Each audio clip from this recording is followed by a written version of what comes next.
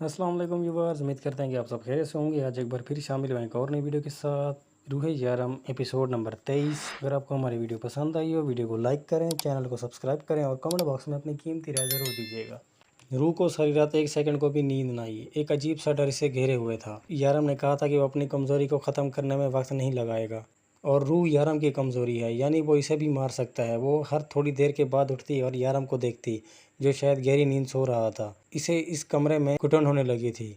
वो एक कातिल के साथ इसकी बीवी बन के कैसे रह सकती थी। इसे किसी भी हालत में सारम तक पहुंचना होगा। इसके लिए एक बार फिर यारम के करीब से उठने की कोशिश की। जब यारम ने इसका हाथ पकड़ लिया, कहाँ जा रही हो तुम रूह? तुम्हारी तबीयत तो ठीक है ना? फौरन से उठकर इसे फिक्रमंदी से देखने लगा। मैं बिल्कुल ठीक हूँ। इसने यारम के हाथ अपने चेहरे से झटके। यारम ने बेयकीनी से अपने हाथों को देखा। रूह को अंदाज़ा हो गया था कि यारम को इसकी ये हरकत बुरी लगी है। वो मुझे यहाँ घुटन हो रही है, मैं बाहर जा रही हूँ। इसने इसको गुस्से में देखकर सफाई पेश की। यारम हाँ में गर्दन हिलाता इसके साथ उठा। चलो बाहर थोड़ी देर ठंडी हवा लो, बेहतर महसूस करोगी, यारम ने इसे उठाते हुए कहा। नहीं, आप आराम करें, मैं चली जाऊंगी। वो थोड़ी देर यारम से दूर जाने के लिए तो बाहर जा रही थी और अब वहाँ भी यारम इसके साथ आना चाह रहा था। यार आराम गया भाड़ में, इस वक्त मेरी रूह को मेरी ज़रूरत है। यारम ने इसका गाल चूमना चाहा जब रूह पीछे हो गई। अगले ही लम्हे के रूह के बाल यारम की मुट्ठी में थे। रूह दर्द से कराह कर रह गई। मैंने कहा था ना, ये गलती दोबारा मत करना। तुम्हें एक बार में समझ नहीं आता। कहा ना भूल जाओ सब कुछ, लेकिन तुम समझती नहीं हो। रूह मेरी जान, मुझे मजबूर मत करो, मैं अपने तरीके से समझाऊं तुम्हें। वो इसके बाल छोड़कर मोहब्बत से इसका चेहरा पकड़कर बोला। रूह समझने की कोशिश करो, मैं तुम्हें खोना नहीं चाहता। अगर तुम भी मर गई तो मेरा क्या होगा? वो इसकी गर्दन पर हाथ फेरता आहिस्ता आहिस्ता सहला रहा था, बिल्कुल वैसे ही जैसे किसी जानवर की गर्दन काटने से पहले इसे सहलाया जाता है। मुझे सोना है, वो बामुश्किल बोल पाई, क्योंकि यारम का हाथ अब भी इसकी गर्दन पर था। जल्दी से ठीक हो जाओ, मैं तुम्हें ऐसे बीमार नहीं देख सकता। वो इसे छोड़कर दोबारा बेड पर आ लेटा। अब रूह में इतनी हिम्मत न थी कि बाहर जाती। यारम, वो दूसरी तरफ करवट लिए हुए था जब रूह ने पुकारा। हाँ बेबी बोलो, वो इसकी तरफ करवट लेकर बोला। सोनू मर गया क्या? वो मिनमिनाई थी। मुझे पहुंचने में देर हो गई थी रूह, वो इस वक्त मुझे सिर्फ तुम्हारा ख्याल आ रहा था। यारम अभी बोल रहा था। रूह दोनों हाथ चेहरे पर छिपा कर रोने लगी। आपकी वजह से हुआ है, सब कुछ आपकी वजह से। सोनू मर गया, मैं आपको कभी माफ़ वसूसू करती रो रही थी। जब यारम ने इसका हाथ खींचकर अपने करीब कर लिया, यारम के गले लगकर वो फूट फूट कर रोने लगी। यारम ने भी इसे चुप कराने की कोशिश नहीं की, क्योंकि वो जानता था कि ये आंसू सिर्फ सोनू के लिए नहीं है, बल्कि इसकी तकलीफ़ के भी हैं, जो यारम की वजह से इसे मिली है। यारम की बाहों में रोते हुए न जाने कब इसकी आंख लग गई। सुबह अजान के वक्त इसकी आंख खुली। नमाज अदा करके वो दुआ में न जाने कितनी देर रोती रही। मुझे सही रास्ता दिखा या अल्लाह, मेरे लिए बेहतरी कर, मैं और आजमाइश नहीं सह सकती, मुझे सब्र दे। लाख गुनाहगार सही या अल्लाह, मैं यारम को खोना नहीं चाहती। या अल्लाह, इसे सीधा रास्ता दिखा, इसे सही कर दे। वो ना जाने कितनी देर अपने रब से दुआ करती रही। नमाज अदा करके वो काफ़ी पुरसकून हो चुकी थी। वो वापस बेड पर आई थी जहाँ यारम पुरसकून नींद सो रहा था। इसने चारों कुल पढ़कर यारम पर फूंक मारी। वो इससे गुस्सा थी, वो इससे बात नहीं करना चाहती थी, इसके करीब नहीं रहना चाहती थी, लेकिन इससे नफरत नहीं करती थी। वो कैसे एक ऐसे इंसान से नफरत कर सकती थी जिसने इसे मोहब्बत का मतलब समझाया था। वो एक बार फिर से बेड पर लेट गई और यारम को देखने लगी। वो सोते हुए कितना प्यारा लगता था। 2 दिन पहले वो इसे जगाते हुए भी बहुत प्यारा लगता था। इसे देखते देखते न जाने कब रूह की फिर आंख लग गई। मेरी जान उठ जाओ यार, कब से जगा रहा हूँ मैं तुम्हें, उठ जाओ यार, मुझे काम पे जाना है। वो इसके बालों में उंगलियां फेरता हुआ बड़े प्यार से जगा रहा था। रूह ने ज़रा सी आंख खोलकर इसे देखा। ओ मेरा बच्चा, नींद खराब कर दी मैंने, तुम खुद ही बताओ मैं क्या करूं? जब तक तुम मुझे प्यार से नहीं भेजोगी मैं कैसे जाऊंगा काम पर? वो अभी तक इसे जगाने की कोशिश कर रहा था, जबकि रूह सोई जागती कैफियत में इसे देख रही थी। फिर अचानक उठकर बैठ गई। तुम्हारी नींदें किसी दिन मेरी जान ले लेंगी, जल्दी फ्रेश होकर आओ, मैं तब तक नाश्ता लगाता हूँ। आज तुम्हारे कोर्स का आखिरी दिन है, बस आज आखिरी दिन तुम ये मेडिसिन खाओ, फिर तुम आज़ाद। मुझे पता है तुम्हें ये सब खाना बिल्कुल पसंद नहीं है, लेकिन मजबूरी है, सेहत का भी ख्याल रखना पड़ेगा। जल्दी से बाहर आओ। इसका गाल चूमता उठकर चला गया। वो कितनी ही देर दरवाजे को घूरती रही। इसने सारम तक पहुंचना था कैसे भी, वो भी यारम को शक न होने दिए बगैर। वो फ्रेश होकर बाहर आई तो यारम नाश्ता लगा चुका था। अब तक नाराज़ हो मुझसे? नाश्ते के दौरान यारम ने पूछा। वो जवाब में कुछ नहीं बोली। नाश्ते से फारिग होकर इसने खुद ही अपनी मेडिसिन ले ली थी। जाते वक्त न जाने यारम कितनी देर पुकारता रहा। जानती थी कि वो इसे क्यों पुकार रहा है, लेकिन وہ باہر نہ گئی بلکہ دوسرے کمرے میں آ کر اندر سے دروازہ بند کر لیا۔ یارم کب گیا اسے پتہ بھی نہیں چلا۔ یارم کام پر آیا تو سب سے پہلے اس نے فرقان کو قیمتی سے قیمتی تحفہ بھیجنے کو کہا۔ اب فرقان اس کا ساتھی تھا۔ فرقان اگر وقت پر یہ خبر نہ دیتا کہ وکرم دادا کہاں ہے اور روح کو اس نے کہاں رکھا ہے، شاید وہ ٹائم پر اس کے پاس نہ پہنچ پاتا۔ فرقان نے وکرم کے ساتھ غداری کر کے یارم کے ساتھ دوستی کا ہاتھ بڑھایا تھا، کیونکہ فرقان سمجھ چکا تھا کہ یارم وکرم سے اوپر ہے، اس لیے اس نے وقت پر پارٹی بدل کر یارم کو خبر پہنچائی تھی۔ لیکن یارم کی نظروں میں اس کی کوئی اہمیت نہ تھی، کیونکہ اس کا ماننا تھا جو کتا اپنے مالک کا نہیں ہو سکتا وہ کسی اور کا بھی نہیں ہو سکتا، وہ کسی اور کے ساتھ وفاداری کیسے کرے گا۔ لیکن یہاں معاملہ روح کا تھا، اسی لیے اس نے فرقان کا کوئی احسان نہیں رکھنا تھا۔ اس کے آرڈر کے مطابق خضر نے گردن ہاں میں ہلائی اور باہر نکل گیا۔ اس کے جاتے ہی شرف یہاں آیا۔ ڈیول کیا میں تھوڑی دیر تمہارے گھر چلا جاؤں؟ روح سے ملنے کے لیے اس نے آ کر یارم سے پوچھا۔ وہ مجھے نہیں ملتی، تم سے کیا ملے گی؟ یارم نے مسکرا کر کہا۔ ڈونٹ وری، اگر بات مجھ پر آئی تو میں سارا الزام تم پر لگا دوں گا، تو میں اس سے کہوں گا کہ میں بالکل بے گناہ ہوں، میں نے کچھ نہیں کیا، مجھ سے جو بھی کروایا گیا وہ تمہارے شوہر نے کروایا ہے، میں تو معصوم سا بچہ تھا جس کو تم لوگوں نے ان کام پر لگا دیا اور پھر نہ جانے کیا کیا اس سے الٹے سیدھے کام کروائے۔ وہ معصومیت سے کیسے ریکارڈ توڑتے ہوئے بولا۔ اگر وہ روح کے سامنے اس طرح سے کہتا تو یقیناً روح اس پر یقین کر لیتی۔ واہ، کاش میری بھی شکل تمہاری طرح معصوم ہوتی، ایسی معصوم سی شکل بنا کر میں بھی کہہ دیتا کہ میں نے کچھ نہیں کیا اور کسی نہ کسی پر الزام دھر دیتا۔ لیکن افسوس، جاؤ جا کر ٹرائی کرو، ہو سکتا ہے تم سے بات کر لے، اور اس کے سامنے میرے خلاف کوئی بھی بکواس کرنے کی ضرورت نہیں ہے۔ اب شرف کا کیا بھروسہ، اپنے کیے پر عمل کر کے یہ سب کچھ جو اس نے اپنے بچاؤ کے لیے سوچا کہیں کہہ ہی نہ دے اسے۔ ڈونٹ وری، وہ مسکرا کر باہر نکل آیا۔ اجازت دی ڈیول سر نے؟ معصومہ کب سے باہر اس کا انتظار کر رہی ہے۔ ہاں، اجازت تو اس نے دینی ہی تھی، چلو چلتے ہیں، شرف نے کہا تو وہ اس کے ساتھ چل دی۔ شرف کے کافی دیر انتظار کرنے کے بعد روح باہر نکلی تو شرف کو یہ بات بری نہیں لگی تھی، کیونکہ جانتا تھا کہ وہ اپنے بھائی کو ایک قاتل کے روپ میں دیکھنا اتنا آسان نہیں تھا۔ وہ اس کے سامنے آ کر بیٹھ گئی، بنا کچھ بولے، نہ جانے کتنی ہی دیر سے دیکھتی رہی۔ اس کی نظروں نے شرف کو شرمندہ کیا۔ اگر معصومہ اس کی اتنی منت نہ کرتی تو وہ کبھی یہاں نہ آتا، لیکن معصومہ کا کیا کہنا تھا کہ ہمیں اس سچویشن میں اس کا ساتھ دینا چاہیے، جس کی وجہ سے شرف یہاں آیا تھا۔ شرف بنا کچھ بولے کافی دیر تک وہیں بیٹھا رہا۔ ہمیشہ اس کے پاس نہ جانے کتنی باتیں ہوتی تھی روح سے کرنے کے لیے، لیکن آج اس کے پاس کوئی بات نہ تھی۔ تھوڑی دیر میں وہ اٹھ گیا۔ چلو معصومہ، واپس چلتے ہیں، اس نے معصومہ کو مخاطب کیا۔ روح نے بھی اسے رکنے کے لیے نہ کہا۔ تم چلو، میں واش روم ہو کر آتی ہوں، معصومہ نے کہا تو شرف باہر نکل گیا۔ روح واش روم کہاں ہے؟ معصومہ نے پوچھا تو روح نے اس کے پیچھے کی طرف اشارہ کیا۔ تمہارے روم میں جاؤں گی، یہ سرونٹ بھی یہی واش روم یوز کرتے ہوں گے، معصومہ نے کہا۔ روح نے اسے اپنے بیڈ روم کا راستہ دکھایا اور خود بھی اس کے پیچھے آئی، جو کب سے اسے آنکھوں ہی آنکھوں میں کوئی اشارہ کر رہی تھی۔ اس نے کمرے میں قدم رکھا تو معصومہ نے فوراً کمرہ بند کر دیا۔ یہ کیا کر رہی ہو تم؟ روح نے اس کے اس طرح سے دروازہ بند کرنے پر گھبرا کر پوچھا۔ روح، یہ موبائل رکھو، اس پر سارم کا نمبر سیو ہے، پلیز سب سے نظر بچا کر اس سے بات کر لو، وہ تم سے ضروری بات کرنا چاہتا ہے، اور پلیز میرا نام کہیں بھی نہ آئے۔ معصومہ منتیں کر کے کمرے سے باہر نکل گئی، جبکہ روح بے یقینی سے موبائل اپنے ہاتھ میں پکڑے کھڑی تھی۔ دماغ میں بس ایک ہی بات آئی تھی کہ تو کیا معصومہ سارم کے ساتھ ہے؟ اس نے سوچتے ہوئے موبائل کو دیکھا، پھر جلدی سے موبائل کمرے میں چھپا کر باہر نکل آئی تاکہ کسی کو شک نہ ہو، کیونکہ یہ بات تو وہ سمجھ چکی تھی کہ یہ سارے نوکر کوئی عام لوگ نہیں ہیں، بلکہ یارم کے جاسوس ہیں جو اس پر نظر رکھے ہوئے ہیں اور اس کے پل پل کی خبر یارم تک پہنچاتے ہیں۔ وہ کافی دیر باہر ہی رہی، ان لوگوں کو دیکھتی رہی، آخر وہ کس طرح سے اس پر نظر رکھے ہوئے ہیں۔ شفا ہر تھوڑی دیر کے بعد کسی کو فون کرتی، جبکہ میری بار بار اسے مسکرا کر دیکھتی۔ وہ دونوں آدمی باہر ہی تھے، شاید انہیں اندر آنے کی اجازت نہ تھی، اسی لیے تو اتنے دنوں سے اس نے ان لوگوں کو نہیں دیکھا۔ روح کو آج موقع ملا تھا یہ گھر ٹھیک سے دیکھنے کا۔ وہ جب سے آئی تھی اس نے اس گھر کو ٹھیک سے نہ دیکھا۔ وہ اپنے برتھ ڈے والی رات اس گھر میں آئی تھی، اس کے اگلے دن ہی ان لوگوں نے اسے کڈنیپ کر لیا۔ اس کے بعد جو حقیقت اس کے سامنے آئی، اس کو یہ گھر دیکھنے کا شوق ہی نہ رہا۔ یہ گھر ضرورت سے زیادہ بڑا تھا، جو کہ 2 منزلوں پر مشتمل تھا۔ اندازہ لگانا مشکل تھا کہ اس گھر میں 10 سے زیادہ رومز تھے۔ ایک بڑا سا سوئمنگ پول، کافی کھلا اور کافی بڑا گارڈن، دیواروں کے ساتھ لگے رنگ برنگے پھولوں کے پودے، یہاں ہر رنگ اور ہر نسل کا پھول موجود تھا۔ وہ لوگ مسلسل اس پر نظر رکھے ہوئے تھے، جبکہ روح بے نیازی سے پورے گھر کو آرام سے دیکھ رہی تھی۔ وہ گھر میں واپس آئی تو اس کی نظریں اس کمرے پر پڑی جو ابھی تک بند تھا، اور اس کی چابی یارم کے پاس تھی۔ اس نے وہ دیکھی تھی۔ یہ چابی تب بھی یارم کے پاس تھی جب وہ لوگ دوسرے فلیٹ میں رہتے تھے۔ یارم ایک چابی ہمیشہ اپنے پاس رکھتا تھا۔ ہنی مون پر بھی جس چھوٹے چاقو سے اس نے اس جانور کو مارا تھا، وہ چابی اس چاقو کے ساتھ تھی۔ یارم نے ایک بار بھی اس کمرے کا دروازہ نہ کھولا تھا۔ پتہ نہیں اس کمرے میں ایسا کیا تھا، سارا گھر کھلا تھا، بس یہ کمرہ لاک تھا۔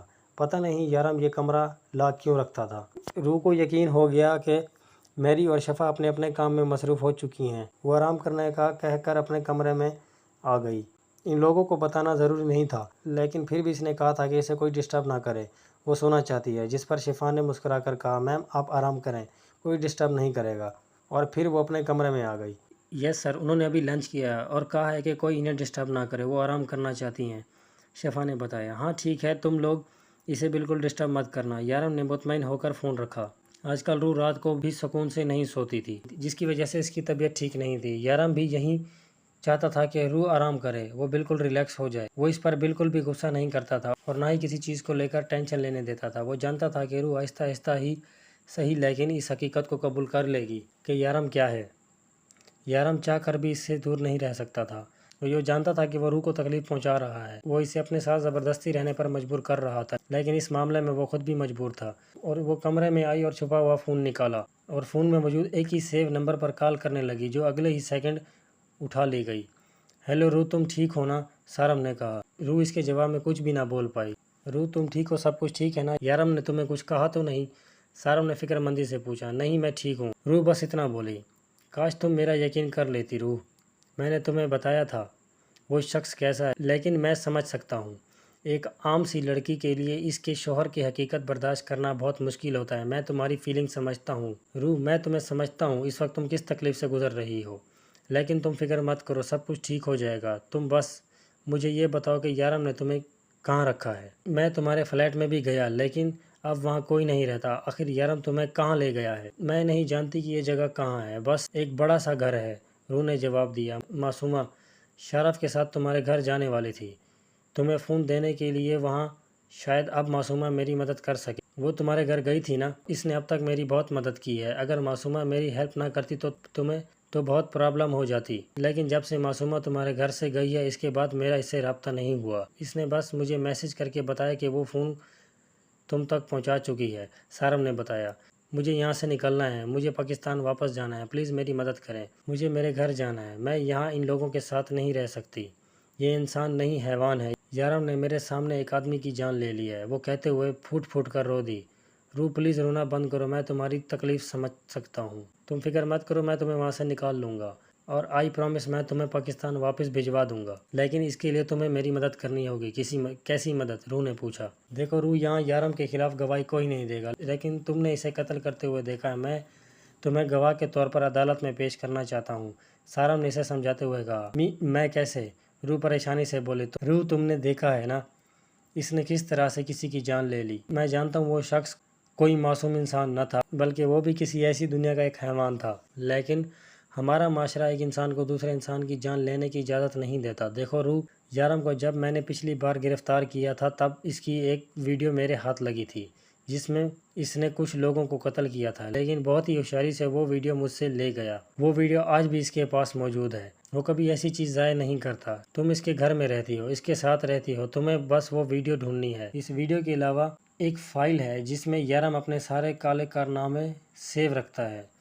وہ جانتا ہے کہ فائل کی وجہ سے پھنس سکتا ہے، لیکن اس کی وجہ یہ ہے کہ اس فائل کی وجہ سے وہ دبئی کا ڈان ہے، اس کی وجہ سے لوگ اسے ڈرتے ہیں۔ اس ویڈیو میں جس طرح سے اس نے بلیڈ سے ان لوگوں کا قتل کیا تھا، لوگ ایسی چیزوں سے ڈرتے ہیں۔ وہ ویڈیو یارم کے سب دشمنوں کے پاس موجود ہے، لیکن ہمیں کوئی نہیں دے گا، اور نہ ہی کسی میں اتنی ہمت ہے کہ یارم کے خلاف اٹھے۔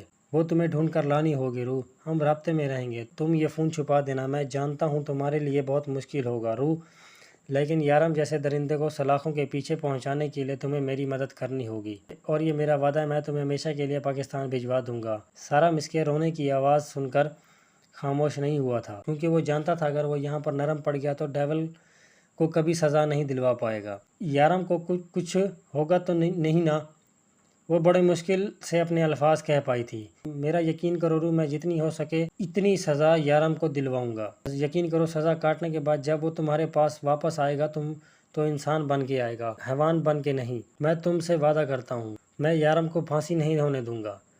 بس اتنا کہہ کر سارم نے فون بند کر دیا، جبکہ پھانسی کا نام سن کر روح کے رونگٹے کھڑے ہو چکے تھے۔ فون بند ہونے کے بعد روح کافی دیر ایسے ہی روتی رہی۔ کیا وہ یارم کے ساتھ اس طرح سے کر سکتی تھی؟ وہ کیسے اپنے یارم کو اس طرح سے پولیس کے حوالے کر سکتی تھی؟ وہ کیسے سارم کی بات مان کر ثبوت ڈھونڈتی؟ لیکن یہ ضروری تھا کہ وہ ساری زندگی یارم کو ایک قاتل کے روپ میں نہیں دیکھ سکتی تھی۔ اس کو ایک اچھا انسان چاہیے تھا، ایک عام سا انسان۔ اسے کسی بھی طرح سے یارم کو عام زندگی دینی تھی۔ سارم نے اسے وعدہ کیا تھا وہ اسے پھانسی نہیں ہونے دے گا، چاہے کچھ بھی ہو جائے وہ اسے کم سے کم سزا دلوانے کی کوشش کرے گا انشاءاللہ یارم کے ساتھ، اور یارم کو ایک عام زندگی کی طرف لانے کے لیے وہ کچھ بھی کر سکتی تھی۔ وہ سارم کی باتوں کو سوچتے ہوئے ثبوت کو ڈھونڈنے کے لیے باہر آئی تھی کہ نظر سامنے والے کمرے پر پڑی۔ نہ جانے کیوں اسے یقین تھا کہ یارم کے خلاف ثبوت اسے اسی کمرے میں ملیں گے۔ وہ اس کمرے کے قریب آئی اور دروازے کے ہینڈل پر ہاتھ رکھ کر اسے کھولنے کی کوشش کرنے لگی، لیکن وہ لاک تھا۔ اگر نوکر اسے اس کمرے کے قریب دیکھ لیتے تو وہ خبر بھی یارم تک پہنچا دیتے۔ اس وقت وہ دونوں باہر دھوپ میں بیٹھی تھی۔ اسے کسی بھی طرح یارم سے وہ چابی لینی تھی، اور اس کے لیے اسے یارم کے ساتھ نارمل ہونا ضروری تھا۔ وہ ان لوگوں کی نظروں سے چھپ کر واپس اپنے کمرے میں آ گئی۔ چابی یارم کے پاس تھی اور اسے کسی بھی طریقے سے وہ چابی یارم سے نکلوانی تھی۔ سارم ٹھیک کہتا تھا، اس کے لیے یہ کام اتنا مشکل نہیں ہے، وہ یارم سے آسانی سے وہ چابی لے سکتی ہے۔ لیکن سارم نے اسے منع کیا تھا کہ وہ یارم کو بالکل بھی شک نہ ہونے دے۔ وہ یہ سوچ رہی تھی کہ یارم کو شک ہوئے بغیر وہ کیسے اپنا کام کرے، جبکہ یارم تو اس کی سوچ تک پڑھ سکتا تھا۔ آج اتنے دنوں کے بعد وہ یارم کے گھر واپس آنے کا انتظار کر رہی تھی، کیونکہ سوال اب ان کے فیوچر کا تھا۔ وہ ایک قاتل کے ساتھ ساری زندگی نہیں گزار سکتی تھی، اس لیے اس نے کسی بھی طرح یارم کو سیدھے راستے پر لانا تھا۔ یارم گھر آئے تو اسے باہر بیٹھا دیکھا۔ وہ مسکراتا ہوا اس کے پاس آیا۔ اس سے اس طرح سے باہر اپنے انتظار میں بیٹھا دیکھ کر اسے خوشی ہوئی تھی۔ نہ جانے وہ اس کا انتظار کر رہی تھی یا نہیں، لیکن بہت دنوں بعد اسے اس طرح سے دیکھا تھا۔ میرا پیارا بیبی، وہ اس کا ماتھا چوم کر بولا، جس پر وہ ذرا سی مسکرائی۔ اسے اس طرح سے مسکراتے دیکھ کر یارم کو کچھ عجیب لگا۔ یارم کو یقین تھا کہ روح کو اپنی حقیقت کے ساتھ اپنے آپ کو قبول کرنے پر مجبور کر دے گا، لیکن اتنی جلدی؟ اب کیسی طبیعت ہے تمہاری؟ وہ اس کے قریب بیٹھے ہوئے مزید پوچھنے لگا۔ بہت بہتر ہے، وہ بہت تھوڑی سی آواز میں بولی تھی، لیکن یارم کے لیے یہ بھی بہت تھا۔ گڈ، طبیعت ٹھیک ہے تو چلو کہیں باہر ہو کے آتے ہیں، ویسے بھی اتنے دنوں سے یہاں بور ہو رہی ہو، چلو ڈنر کہیں باہر کریں گے اور پھر ایک بار پرسکون لانگ ڈرائیو چلیں گے۔ اس نے اس کا ہاتھ تھامتے ہوئے اپنے لبوں پر لگایا اور ساتھ ہی اٹھ کر کھڑا ہو گیا۔ یارم اب بہت دیر ہو چکی ہے، میرے خیال میں ہمیں اب نہیں نکلنا چاہیے، اور ویسے بھی ابھی میرا کہیں جانے کا دل نہیں کر رہا۔ انہوں نے اپنی طرف سے بہت احتیاط سے کہا تھا، کہیں اسے شک نہ ہو جائے، اس لیے شاید یارم نے اسے زور نہ دیا۔ چلو ٹھیک ہے، جیسی میری جان کی مرضی۔ وہ مسکراتے ہوئے اٹھا۔ آج وہ اسے واپس نارمل دیکھ کر اسے بہت خوش ہو رہی تھی۔ اس کے چہرے سے روح اندازہ لگا سکتی تھی کہ وہ کتنا خوش ہے۔ آج تمہیں اس طرح سے دیکھ کر ویسے بھی فریش ہو گیا ہوں، لیکن میں پھر بھی فریش ہو کے آتا ہوں جب تک تم میری سے کہو کہ وہ کھانا لگائے۔ وہ اسے ہدایت دیتا ہوا بیڈ روم کی طرف چل دیا، جبکہ روح کا سارا دھیان اس کے ہاتھ پر تھا، جس میں اس نے ایک کی چین پکڑ رکھی تھی، اور اس کی چین میں وہ اکلوتی چابی تھی جسے یارم ہمیشہ اپنے پاس رکھتا تھا۔ کھانا آرام دہ ماحول سے کھایا گیا۔ یارم اسے کسی نہ کسی بات میں لگائیں باتیں کرنے کی کوشش کر رہا تھا، جبکہ وہ اس کی ہر بات کا جواب نارملی دینے کی کوشش کر رہی تھی۔ بہت کوشش کے باوجود بھی وہ اس کے سامنے مسکرانے میں ناکامیاب ہو رہی تھی۔ جب اندر سے انسان اداس ہو تو لبوں پر چاہ کر بھی مسکراہٹ نہیں آتی۔ روح کا بھی یہی حال تھا۔ بیڈ روم میں آنے کے بعد بھی یارم کافی دیر تک اس سے باتیں کرتا رہا۔ روح، میں بہت خوش ہوں تمہیں اس طرح سے دیکھ کر۔ تم نہیں جانتی کہ تم نے مجھ پر کتنا بڑا احسان کیا ہے۔ تمہیں پتہ ہے تمہارا یارم تمہارے بغیر مر جاتا، تم نے اپنا یارم بچا لیا۔ آئی لو یو سو مچ۔ میں تم سے وعدہ کرتا ہوں میں تمہارے سامنے یہ سب کچھ نہیں لاؤں گا، جیسا پہلے تھا ویسا ہی رہے گا۔ تم بس سب کچھ بھول جاؤ، جو بھی ہوا، جو بھی تم نے دیکھا، ان سب چیزوں کو اپنے دماغ سے نکال دو۔ میں تم سے وعدہ کرتا ہوں سب کچھ پہلے جیسا ہو جائے گا۔ اس کا سر اپنے سینے پر رکھ کر وہ ایسے یقین دلا رہا تھا، جبکہ روح کا دھیان ان باتوں پر نہیں، سائیڈ دراز پر رکھی اس کی چین پر تھا۔ وہ یارم کے سونے کا انتظار کر رہی تھی۔ اس کے سونے کا انتظار کرتے کرتے نہ جانے کب اس کی اپنی آنکھ لگ گئی۔ نہ جانے رات کا کون سا پہر تھا جب اس کی آنکھ اس نے سائیڈ پہ دیکھا جہاں یارم تھا ہی نہیں۔ اسے یقین تھا کہ یارم اس کمرے میں ہے۔ اس کے پاس ہی وہی موقع تھا سب کچھ دیکھنے کا۔ وہ جلدی سے بیڈ سے اٹھ کر کمرے سے باہر نکل آئی۔ اس کے اندازے کے مطابق یارم اس کمرے میں تھا۔ اس نے کمرے کے دروازے سے چھپ کر دیکھنا چاہا۔ کمرے میں اس کے علاوہ اور کوئی آدمی بھی تھا، مگر نہ جانے کون۔ اس نے اس آدمی کو پہلے کبھی یہاں نہیں دیکھا تھا۔ شاید یارم کا کوئی ساتھی اس کے گناہوں میں ملوث تھا، کوئی انسان۔ جبکہ یارم اپنے ہاتھ میں بلیڈ پکڑے اپنا سر دبا رہا تھا۔ تم تو باہر آ چکے ہو نشان، اب تمہیں وکرم دادا سے کوئی مطلب نہیں ہونا چاہیے۔ وہ میرا مجرم ہے، وہ میرے پاس ہے، یارم نے ایک نظر اسے دیکھتے ہوئے کہا۔ دیکھو ڈیول، مت بھولو وکرم دادا نے بہت احسان کیے ہیں تم پر، تم اس کے ساتھ ایسا کیسے کر سکتے ہو؟ وہ بھی صرف ایک لڑکی کے لیے۔ وہ صرف ایک لڑکی نہیں ہے، وہ میری بیوی ہے، وہ میری محبت ہے، اور اس آدمی نے میری بیوی پر غلط نظر ڈالی۔ وہ ساری زندگی وہیں رہے گا جہاں یارم کاظمی اسے رکھے گا۔ تمہارے خلاف جو ثبوت میں نے ڈھونڈا تھا وہ تمہارے حوالے کر چکا ہوں۔ اگر جینا چاہتے ہو تو چلو جاؤ یہاں سے اور جا کر وکرم دادا کی کرسی پر بیٹھ جاؤ۔ اگر کسی کو ڈھونڈنے نکلو گے تو اپنی پہچان بھی کھو بیٹھو گے۔ مت بھولو، اگر وہ واپس آ گیا تو تمہاری اوقات پھر ایک کتے سے زیادہ نہ ہوگی۔ میں تمہیں ایک سلطنت دے رہا ہوں، بادشاہی دے رہا ہوں، غلامی چھوڑو اور حکومت کرو، لیکن یارم کاظمی سے غداری کرنے کی غلطی مت کرنا، ورنہ میں تمہیں تڑپا تڑپا کر ماروں گا۔ اس نے ایک ہاتھ میں پکڑے بلیڈ کی طرف اشارہ کیا۔ میں وہ کرسی اسی لیے نہیں دے رہا ہوں تاکہ تم میرے وفادار رہو۔ اس کمرے میں سوائے کتابوں کے اور کچھ نہیں تھا۔ جگہ جگہ فائلز تھی، ایسا لگ رہا تھا جیسے یہ کوئی لائبریری ہے۔ وہ یہی سوچ رہی تھی کہ یہاں ایسا کون سا ثبوت ملے گا، یہاں تو کتابوں کے علاوہ کچھ تھا بھی نہیں۔ مگر نہ جانے یہ آدمی کون تھا۔ اگر اسے کچھ پتہ تھا تو بس اتنا کہ اسے کڈنیپ کرنے والا بھی وکرم دادا تھا۔ وہ لوگ ابھی بیٹھے وہیں باتیں کر رہے تھے، جبکہ روح کو ان کی کسی بات کی کوئی سمجھ نہیں آ رہی تھی۔ وہ خاموشی سے دبے پاؤں جیسے آئی ویسے واپس چلی گئی۔ تھوڑی دیر کے بعد یارم واپس کمرے میں آیا اور اس کے قریب آ کر لیٹ گیا۔ وہ بنا آواز کیے سوتی بنی رہی۔ کل کا دن برباد ہو چکا تھا۔ وہ یارم سے چابی حاصل نہ کر پائی تھی۔ اب صبح بھی یارم ناشتہ کر کے جانے لگا تھا۔ وہ اس سے اس طرح سے جانے نہیں دے سکتی تھی۔ وہ اس سے کسی بھی طرح وہ چابی حاصل کرنا چاہتی تھی جو اس وقت یارم کے جیکٹ کی جیب میں تھی۔ یارم، اس نے بہت ہمت کر کے اسے پکارا۔ وہ دروازے پر رک کر ذرا سا مسکرایا اور اس کے قریب آنے کا انتظار کرنے لگا۔ وہ آہستہ سے چلتی ہوئی اس کے قریب آئی۔ یارم جانتا تھا کہ روح نے اسے کیوں پکارا۔ وہ مسکراتے ہوئے اس کے سامنے جھکا۔ روح کے لیے یہ لمحہ بہت مشکل تھا، لیکن اسے سارم کے کہے پر عمل کرنا ضروری تھا۔ وہ اس کے قریب آئی اور اس کے ماتھے پر اپنے لب رکھے اور اسے بالکل بھی پتہ دیے بغیر اس کی جیکٹ سے وہ چابی کھینچ لی۔ جب اگلے ہی لمحے یارم نے اسے اپنی باہوں میں بھر لیا۔ تھینک یو سو مچ روح، میں تمہیں شکایت کا موقع نہیں دوں گا۔ وہ اس کا ماتھا چومتا باہر نکل گیا، جبکہ روح نے بڑی مشکل سے اپنے ہاتھوں اور دوپٹے کے بیچ اس کی چین والے چاقو اور چابی کو چھپایا تھا۔ یارم مسکراتا ہوا باہر آیا اور وہ آج بہت خوش تھا۔ روح میری جان، تم سارم کی باتوں میں آ کر بھی میرے ساتھ اس طرح سے کر رہی ہو، لیکن تم میرے ساتھ، میرے لیے یہی بہت ہے، اور لیکن کوئی 2 ٹکے کا پولیس والا اور کوئی جاسوس معصومہ تمہیں مجھ سے چھین نہیں سکتے، کبھی نہیں۔ تم بھی کتنی بھولی ہو، کسی کی بھی باتوں میں آ جاتی ہو، لیکن میں ہوں نا، میں تمہیں کسی کی باتوں میں نہیں آنے دوں گا۔ یارم نے سوچتے ہوئے اپنے جیکٹ کی جیب میں ہاتھ ڈالا جہاں اس کی چین غائب تھی۔ ہائے میری معصوم سی چورنی، وہ دلکشی سے مسکرا دیا۔ آج کی ویڈیو یہیں پر ختم کریں گے۔ امید کرتے ہیں آپ کو ویڈیو پسند آئے گی۔ تب تک کے لیے اللہ حافظ۔